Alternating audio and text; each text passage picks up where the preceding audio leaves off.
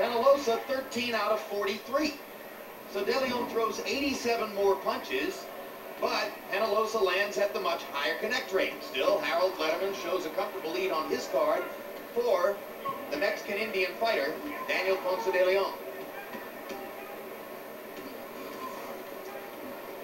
And incidentally, when you think about stamina down the stretch, and the fact that Ponce de Leon is throwing all these punches, 130, 152, 111 in some rounds, remember that he was born and lived the first 11 years of his life in the highest mountains of Mexico, in an environment where there was no school.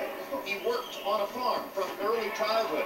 So this is a man who is not unaccustomed to using his body for hard, ongoing, physically taxing work. And I'm very impressed with his stamina. When you look at the volume of punches that he's been throwing, regardless of what is the final outcome, I've been very impressed by that.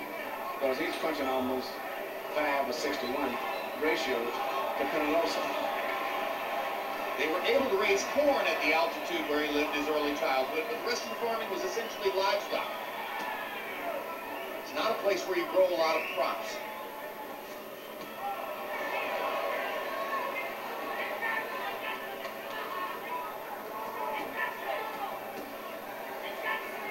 Look at the constant output of activity from Daniel Ponce de Leon, who seems to have had 2 or 3 boxing lessons within the course of this fight. Yeah, and even though he's not landing that much clean punches, still he's busy enough to keep the other guy from getting set too much. And both faces are changing as the fight goes on. What an experience. What a life experience.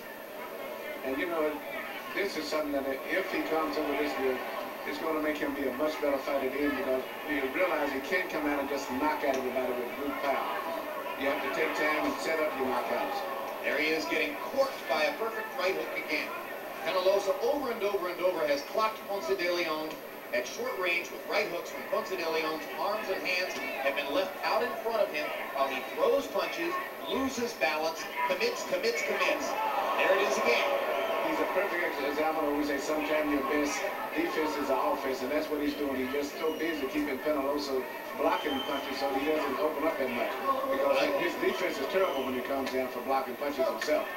But Penalosa finds those intervals, those moments in between, when he's able to land his shots.